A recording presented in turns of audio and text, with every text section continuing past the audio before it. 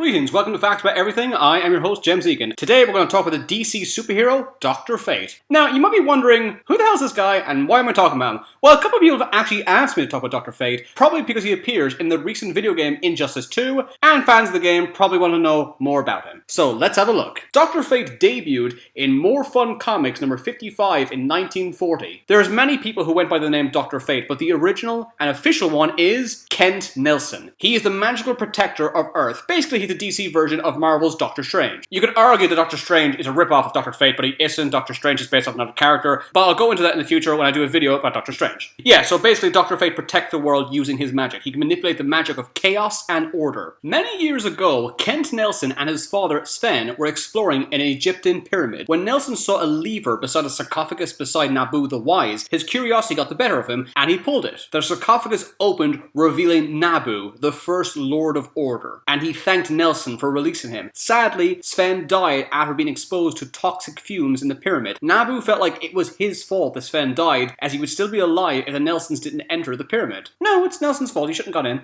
If a burglar dies while breaking into a house, it's not the owner's fault, he shouldn't have broke in. Anyway, to repay Nelson for releasing him, Naboo vowed to teach him the secrets of magic. Why does Naboo sound familiar? Oh no. We should know Karen about Naboo. Now that's all I'm going to think of every time I think of Dr. Fate. Damn it. Nelson taps into the world of magic by using the helmet of Naboo. Naboo's soul is fused into the helmet, so anyone who wears it will have his power. He also wears the cloak of destiny that allows him to fly. It also gives him super strength and durability. He wears the amulet of Anubis. He can trap monsters or criminals inside the amulet, similar to the Kryptonians' prison, the Phantom Zone. Naboo wasn't made up for the comics. He did exist in ancient mythology, however he was tied to the Babylonians, not Egyptians. He was the god of scribes, rational arts, and wisdom. When Fate removes his helmet, he can become temporarily insane due to the strain of accessing the otherworldly magic of Naboo. In terms of his powers, he basically can do anything tied to magic. He's in tune with the cosmos, so he can sense magical energy or sense when an evil being is doing something with dark magic. He can manipulate time, he can travel to different dimensions, astral projection, he can create objects purely out of energy constructs, he can shoot energy blasts, he himself is resistant to energy attacks, he can commit a spell that allows him to phase through solid matter, he can manipulate the molecular structure of objects, he can hypnotize people, invisibility, cast illusions, healing, create a force field, shoot fire, necromancy, which means that he can manipulate the dead, but that doesn't mean he can resurrect people. He can resurrect people, oh sorry, apologies, I forgot he could do that. He's got way too many powers. Telepathy, teleportation. In moments of desperation, Naboo will magnify Dr. Fate's power, making his magic far stronger.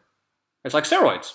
But magic. Also, in case you didn't know, Superman isn't just vulnerable to kryptonite, he's also vulnerable to magic. However, Dr. Fate can make Superman immune to magic if he wants to. When Dr. Fate wears the helmet, he can't feel emotion. This is good against certain villains who prey on emotions like Hector Hammond and Psycho Pirate. Even when he's not wearing his helmet, he still has many powers. He's basically immune to any non-magical impact. He can be shot, he can be blown up, he can be stabbed, and he'll be fine. Dr. Fate is usually a member of the Justice Society. He was actually one of the founding members, and the Justice Society is the first superhero team ever. It even predates the Justice League. Although Kent's the main Dr. Fate, other ones include Eric and Linda Strauss, who would merge together into one being when they became Dr. Fate. His wife Inza became Dr. Fate for a brief time. A smuggler called Jared Stevens, who looks like this because of the 90s, so they had to turn everything cool. Hector Hall is the next Dr. Fate, which is just so weird. He's the son of Carter Hall and Shira Hall, who are better known as Hawkman and Hawkgirl. Hawkman and Hawkgirl are reincarnating superheroes. Because of a curse placed on them, their children will also be reincarnated. So Hector Hall died and then was reincarnated, so his second set of parents were Hank Hall and Dawn Granger, better known as the superhero duo Hawk and Dove. Yes, he has two mothers and two fathers. It's just weird. Hector Hall has also been known as the Silver Scarab and Sandman.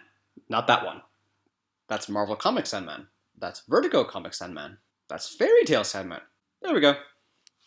That was worth it. Kent Nelson's grandnephew, who's very originally called Kent Nelson, also took on the mantle of Dr. Fate. When the DC Universe was rebooted a couple of years ago, they got a brand new Dr. Fate, a teenager called Khalid Ben Hassin, although he lives on Earth 2. Earth 1 is the official DC Universe. But fans seem to like this, so they integrated Dr. Fate into the official DC Universe, although this one's called Khalid Nassar. There's way too many guys for a superhero this obscure. Pretty much every superhero has a symbol, and Dr. Fate's symbol is the Egyptian Ankh. In Latin it's called Crux Ansata, which means cross with a handle. It was an Egyptian hieroglyph which meant life. It usually appears when he casts spells. And finally, In one story, Marvel and DC did a crossover where all the Marvel and DC superheroes fused together. Professor X, Doctor Strange, and Dr. Fate merged together to form Doctor Strange Fate. As you can see, he's a fusion of Doctor Strange and Dr. Fate, and when he takes off his helmet, he takes on the form of Professor X. Thanks for watching, and a big thank you to Jackson Corden, who recommended me to do Dr. Fate. It's kind of nice to be asked to pick someone much more obscure. I can easily do Superman or Batman or whatever, and I'll get loads of views. But I kind of like when somebody wants someone really obscure, because it shows it means that much to them. That they're not just going to go with someone obvious, like Spider-Man or Iron Man. So when people ask me to do someone more obscure, like Dr. Fate, I'll probably get to it much faster. Also, because they're more obscure, there won't be as much information on them, which means that it'll take me less time to do a video about them. So don't be afraid to ask me to do more obscure characters. If you want me to do Wildcat or Onomatopoeia or Romulus, no problem. Special thanks to these fine people for all their help. Be sure to subscribe to Facts About Everything. Follow me on Twitter for updates on upcoming videos. Check out my Facebook page to let me know what subjects you want me to talk about in the future. Thanks for watching. See you again.